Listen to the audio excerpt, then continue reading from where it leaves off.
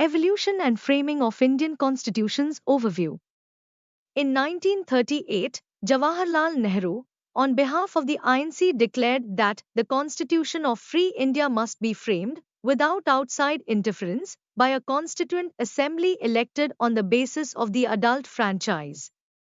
The demand was finally accepted in principle by the British government in what is known as the August Offer of 1940. In 1942, Sir Stafford Cripps, a member of the cabinet, came to India with a draft proposal of the British government on the framing of an independent constitution to be adopted after World War II. The Cripps proposals were rejected by the Muslim League, which wanted India to be divided into two autonomous states with two separate constituent assemblies. Finally, a cabinet mission was sent to India.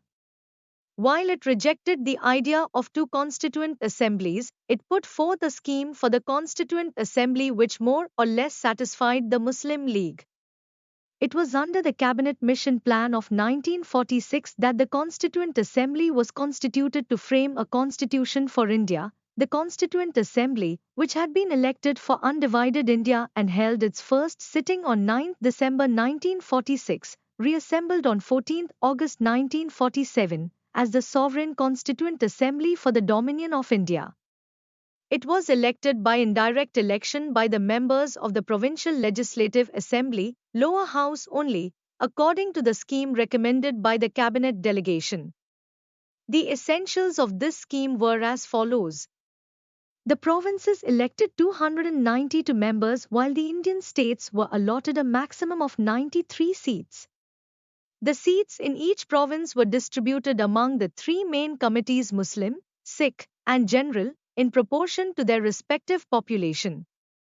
Members of each community in the Provincial Legislative Assembly elected their own representatives by the method of proportional representation with a single transferable vote. The method of selection in the case of representatives of Indian states was to be determined by consolation. As a result of the partition under the plan of 3 June 1947, a separate Constituent Assembly was set up for Pakistan.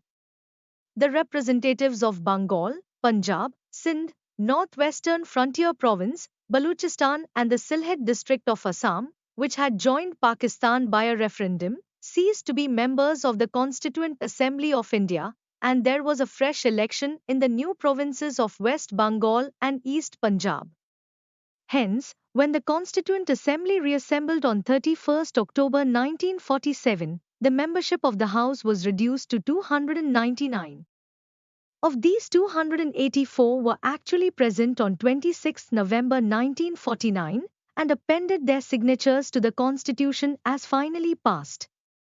To read about the sources of Indian Constitution, you may follow the linked article. Constitution of India, Constituent Assembly of India, History of Indian Constitution. Preamble of the Indian Constitution, Constitutional Development of India, 1773 to 1950, Criticism of the Constituent Assembly. List of important articles in Indian Constitution, 8th Schedule of Indian Constitution, Comparison of Constitutions. A note on objective resolution. On 13 December 1946, Jawaharlal Nehru moved the historic objective resolution in the Assembly. It laid down the fundamentals and philosophy of the constitutional structure.